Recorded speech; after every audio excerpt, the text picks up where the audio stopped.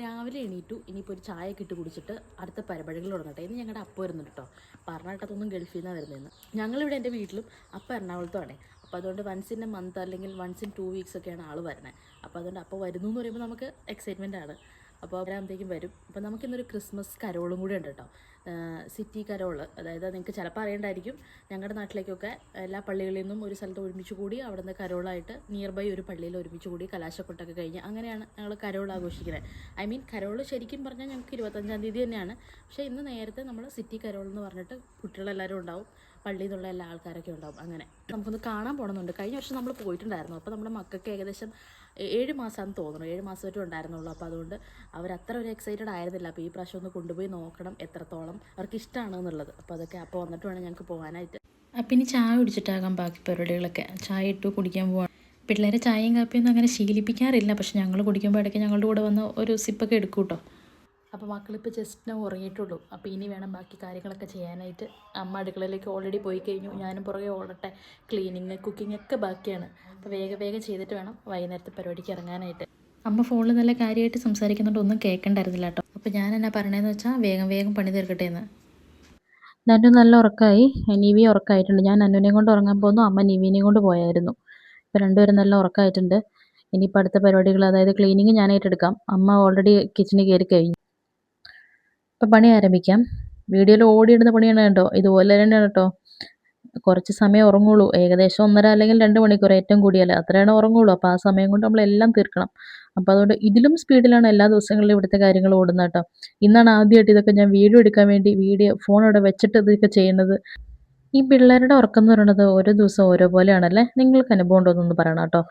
ഇവിടെ എങ്ങനെയാണെന്ന് വെച്ചാൽ രാവിലെ ചില ദിവസങ്ങളിൽ ഉറങ്ങും, ചില ദിവസങ്ങളിൽ ഉച്ച കഴിയും. ഇപ്പോൾ സമയം കാണുന്നുണ്ട് 1:30ആണ്. അപ്പോൾ അത്രയും സമയം കഴിഞ്ഞിട്ടാണ് ഉറങ്ങുള്ളൂ. ഒരുവിധം പണിയൊക്കെ തീർത്തു. അപ്പോഴേക്കും എനിക്കൊരു കൊറിയർ വന്നു കേട്ടോ. പിന്നെ അത് പോയി മേടിച്ചു. അപ്പോഴേക്കും പിന്നെ മക്കൾ എഴുന്നേറ്റിട്ടുണ്ടായിരുന്നു. കുറച്ച് നേരം എൻ്റെ കൂടെയൊക്കെ വന്നിരുന്നു, ടി വി ഒക്കെ കണ്ടു. പരസ്യം ആണ് ഇഷ്ടം, അത് വെച്ച് കൊടുത്താൽ പിന്നെ കുറേ നേരമൊക്കെ അനങ്ങാതെയൊക്കെ ഇരിക്കും. നല്ല വെയിലല്ലേ ഇപ്പോൾ, അപ്പോൾ അതുകൊണ്ട് നമുക്ക് അങ്ങനെ പുറത്തേക്കൊന്നും എപ്പോഴും കൊണ്ടുപോകാനൊന്നും പറ്റില്ല കേട്ടോ. അപ്പോഴേക്കും അടുത്തൊരു കൊറിയറും കൂടെ വന്നു. ഇത് എൻ്റെ അല്ല, അമ്മിണിയുടെ കൊറിയറായിരുന്നു കേട്ടോ.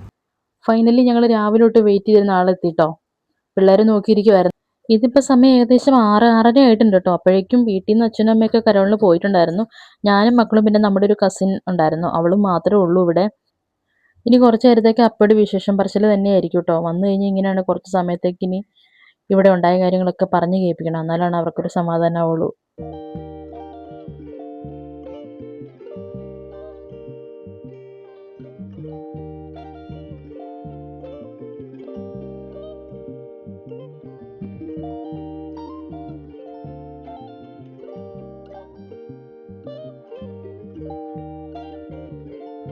പെട്ടെന്ന് ഞാൻ ഒട്ടും എക്സ്പെക്ട് ചെയ്യാത്തൊരു കാര്യം കേട്ടോ സംഭവിച്ചത്.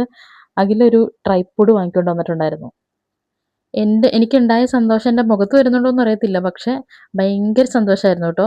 കാര്യം എന്താണെന്ന് വെച്ചാൽ പെൻഡ്രൈവ് വാങ്ങേണ്ടത് ഞാൻ പറഞ്ഞിട്ടുണ്ടായിരുന്നു. ഈ നമ്മൾ ഫോട്ടോയോ അല്ലെങ്കിൽ വീഡിയോസൊക്കെ എടുത്തുകൊണ്ടിരിക്കുമ്പോഴായിരിക്കും സ്റ്റോറേജ് സ്പേസ് ഇല്ലയെന്ന് കാണിക്കുന്നത്. അപ്പോൾ നമുക്ക് അവിടെ വെച്ച് നിർത്തേണ്ടി വരും. അപ്പോൾ ഞാൻ എപ്പോഴും പറയുന്ന ഒരു പെൻഡ്രൈവിൻ്റെ ആവശ്യമുണ്ട്, ഒന്ന് മാറ്റിയിടണം എന്നൊക്കെ പറയുമായിരുന്നു. അപ്പോൾ ഞാൻ വരുമ്പോൾ നോക്കട്ടെ എന്ന് പറഞ്ഞായിരുന്നു. ഇപ്പോൾ ആൾ നമ്മുടെ കൂടെ ഇല്ലാത്തതുകൊണ്ട് തന്നെ എപ്പോഴും നമുക്ക് പുറത്ത് പോയിട്ടൊരു സാധനം വാങ്ങലൊന്നും നടക്കില്ലല്ലോ. അഖിൽ വരുമ്പോഴൊക്കെയാണ് നടക്കുകയുള്ളൂ. മാത്രമല്ല പിന്നെ അല്ലെങ്കിൽ നമ്മൾ മക്കളെയും കൊണ്ടൊക്കെ പോയി മേടിക്കേണ്ടതൊക്കെ വരും. അതൊക്കെ കുറച്ച് ബുദ്ധിമുട്ടാണ് ഇപ്പോൾ.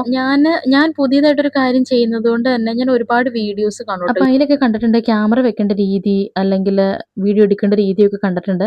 അപ്പോൾ അതിൽ ട്രൈപ്പോഡ് അല്ലെങ്കിൽ സെൽഫി സ്റ്റിക്ക് ഒക്കെ കാണുമ്പോൾ ഓർക്കുമായിരുന്നു ഞാൻ കുറച്ചും കൂടിയൊക്കെ ചാനൽ വലുതായിട്ട് ഒരെണ്ണം വാങ്ങണം എന്നൊക്കെ. പെട്ടെന്ന് കിട്ടുമെന്ന് ഞാൻ തീരെ പ്രതീക്ഷിച്ചില്ല കേട്ടോ. ഞങ്ങൾ ഡിസ്കസ് ചെയ്തിരുന്നെങ്കിൽ പോലും വരുമ്പോൾ കൊണ്ടുവരുന്ന എനിക്ക് തീരെ ഒരു ഇതുണ്ടായിരുന്നില്ല. അതുകൊണ്ട് തന്നെ എനിക്ക് ഭയങ്കര സന്തോഷം. ശരിക്കും എത്രത്തോളം ഉണ്ടായിരുന്നു എന്ന് പറഞ്ഞറിയിക്കാൻ പറ്റണില്ല കേട്ടോ. അതിൻ്റെയാണ് ഇതൊക്കെ നോക്കിക്കൊണ്ടിരിക്കുന്നത്, എങ്ങനെ പിടിക്കണം, എന്താ ചെയ്യേണ്ടതെന്നൊക്കെ ഞങ്ങൾ സംസാരിക്കുകയാണ്. ഞാൻ ഇറങ്ങിട്ടോ. ആകെ പാടെ ടെൻഷനും ബഹളവും. പള്ളി എത്തി കാണുമോ? ഇപ്പോൾ ഇല്ലല്ലോ, എത്താനാവണേലോ ഉണ്ടാവുള്ളൂ. അപ്പൊ അവിടെ ചെന്നിട്ട് കയറി വന്നത് തൊട്ട് വീഡിയോ എടുക്കണം എന്നൊക്കെ ആഗ്രഹം ഉണ്ടായിരുന്നു. ഇനിയിപ്പോൾ ചെന്ന് കഴിയുമ്പോൾ പറയാം കയറി വന്നത് തൊട്ട് കിട്ടുമോ, പകുതി തൊട്ട് കിട്ടുമോ എന്നുള്ളത്. അപ്പൊ ഞങ്ങൾ എല്ലാവരും ഇറങ്ങിട്ടോ. പിള്ളേരൊക്കെ വണ്ടി കയറി, അഖില് വണ്ടി കയറി. ഇനി ഞാൻ മാത്രം കയറാനുള്ളൂ. അയ്യോ, എൻ്റെ കണ്ണാടി വെച്ചില്ലല്ലോ, എന്നെ കണ്ണാടി കൊണ്ട് വെക്കട്ടെ കേട്ടോ. അങ്ങനെ ഫുൾ ലുക്ക് കംപ്ലീറ്റ് ആയിരിക്കുകയാണ്. അവരുടെ തൊപ്പി എടുത്തില്ലേ? അയ്യോ, അവരുടെ തൊപ്പി എടുക്കായിരുന്നല്ലോ. ഓ, ഇപ്പൊ അവരുടെ തൊപ്പി ഇങ്ങനെ എടുത്തോണ്ട് ഇറങ്ങാന്നാ. നല്ല തിരക്കായിരുന്നു കേട്ടോ വഴിയിലൊക്കെ.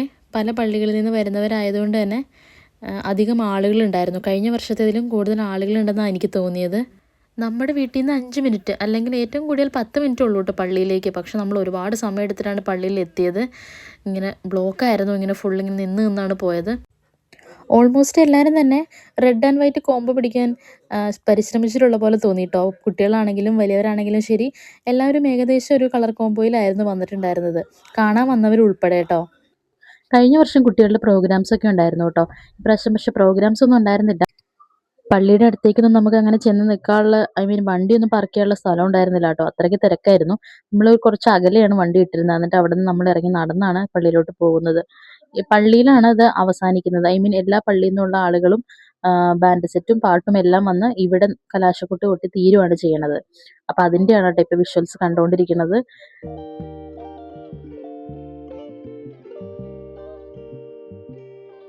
ഇനി പോയി കാപ്പിയും കേക്കും കഴിക്കാല്ലേ. എല്ലാ പ്രാവശ്യം ഉണ്ടാവാറുണ്ട് കേട്ടോ. എനിക്ക് തോന്നുന്നു ഇവിടെ മാത്രമല്ല എല്ലാ പള്ളികളിലും കാണും. വരുന്നവർക്ക് എല്ലാവർക്കും ഉണ്ടാവും കാപ്പിയും കേക്കും. അപ്പം അതൊക്കെ കഴിച്ചുകൊണ്ടിരിക്കുകയാണ്. അപ്പം ആഘോഷങ്ങൾ നടക്കുകയാണ്, തീർന്നിട്ടില്ല. പക്ഷെ ഞങ്ങൾ തിരിച്ചു പോവുകയാണ്. പിള്ളേർക്കൊക്കെ ഉറക്കം വന്ന് തുടങ്ങിയിരുന്നു. അപ്പോൾ പെട്ടെന്ന് പോയേക്കാന്ന് വെച്ചു. ഓക്കെ, അപ്പം അത്രേ ഉള്ളൂ. ഞങ്ങളുടെ പുൽക്കൂട് വിശേഷങ്ങളും കരോളും ഒക്കെ ആയിട്ട് അടുത്ത വീഡിയോ ആയിട്ട് പെട്ടെന്ന് തന്നെ വരാം.